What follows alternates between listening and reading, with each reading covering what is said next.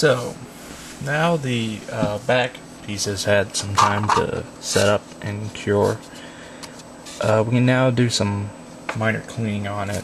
Just needs a quick run over with some sandpaper. For this, you can just use your normal square cut out of some sandpaper. You just want to cut down on all the high spots of the glue. For the most part, it shouldn't take more than a minute or two. Though you do want to be careful of any detail parts such as these that you might need to sand around so as not to get rid of the detail. Alright then. So, moving on. Next step is to add these little wing pieces. Alright. That's, for the most part, just a matter of just trimming them out from the sprue tree. Now,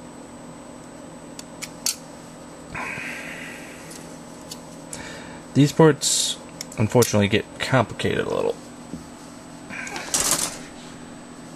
as they, I don't know how well this will show up, but they have little ejector pin marks on the back of them. So, the easiest way to deal with that is to again take your sandpaper and then with the side of the piece that has the ejector pin on it, just lay it there and just sand it down.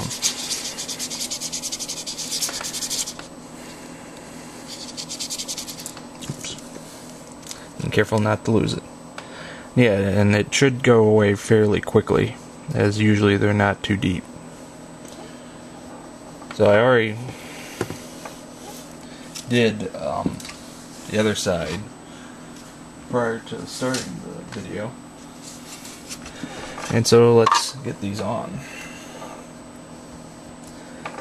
Now, for these, you do want to do a little test fitting, just because the depth of the marking position is a little shallow, so you just want to basically take your part and check to make sure that there should be enough depth for it to get in and hold. If there isn't, you need to basically make it deeper, and otherwise it's good.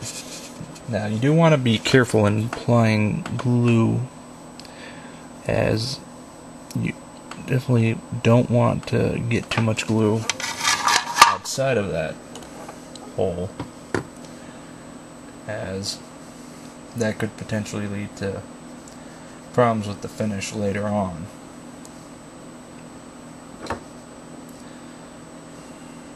Okay. Now, giving the a few seconds to start taking effect. Okay. Now, this is where you want to take your time and try to make sure you get it properly put in there. And you may want to even hold it in for a few seconds just to make sure it starts drying in the right position. Okay.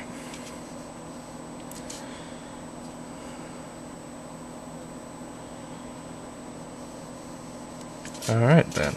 Now, I'll go ahead and do the rest of these off camera and then continue from there. So I finished putting on these little side things on both sides. So we're now ready to move on. Now, one of the next parts that's supposed to go on is here, this front piece here. Now they give you two options. This is where you want to look at your reference material to make sure you're building up in the right way. And you also want to make sure you're cutting out the right part, as kit makers will frequently reuse same molds and just add in like a new sprue or something. So just always make sure you're cutting out the right part, that both that you want and is the right part for the particular build you're doing. Now for this one, I decided to go with this one,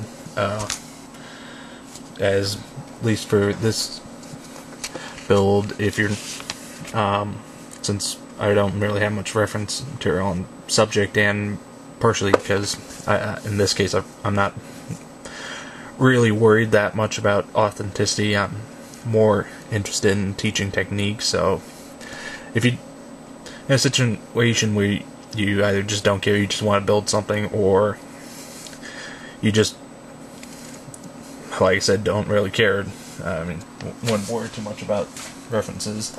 Or hell, you could always be doing a what-if scheme and go that way. Now, with larger parts like this, you don't want to coat everything in glue, as that can cause some problems, especially if you realize you screwed up and put it on wrong. But you just want to do the outline of the part, getting the edges and the connection points. Then you'll do the same on the other part. How much or how little glue you use is really ultimately a matter of personal preference. If you want to use more, use more. And if you want to use less, use less. Okay. Again, you want to give it a couple seconds to let the glue start working. How we doing that? Okay. And then you just want to get it in and snug down. And if you want, you can probably clamp it down in some manner, just to be sure that it's going to hold in. So, yeah. So we now got that front piece glued on. Now, breaking off on a little tangent, something I discovered after doing a little research online. I don't know how well this will show up on camera, but the teeth on the drive sprocket don't line up. Now, I did check with the using the tracks to check for alignment. It won't screw that up, fortunately, as the holes that the teeth go into are fairly large, so there's some wiggle room there. However, this does show you need to be careful and check for alignment. Just because the kit part's supposed to go in one way doesn't necessarily mean you should do that. So that's a lesson in paying attention. So, moving on now. Now start assembly on the suspension. Now, since there are a lot of different parts involved with this, my advice is to only work on one side at a time. And to help do that, you also want to basically cut out the different parts and line them up in the order that they're supposed to go on. This will help keep you from screwing up the order, and at the same time help you to not lose parts. And so you basically will want to start at one end and just work your way down.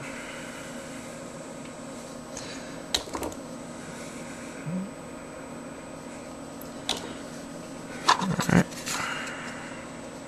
Yeah. Okay. Now, one odd thing to note, on some kits, this back piece if you look here, you'll notice that there's this big open area, and they have a separate part that goes on here. Now, on some kits they have it as already molded there. On this one they chose not to for some reason. I don't know, it could be because they're using leftover parts from a different variant, or allow for possible different variants. I don't know whether it's just an oddity I thought I should point out to you. Now, one very nice thing about this kit is you'll notice that they have this flat section on the different parts and correspondingly on the holes. This will definitely help with alignment, as it makes it a lot easier as opposed to a round one, as that will want to be loose and you won't be able to easily get it aligned correctly.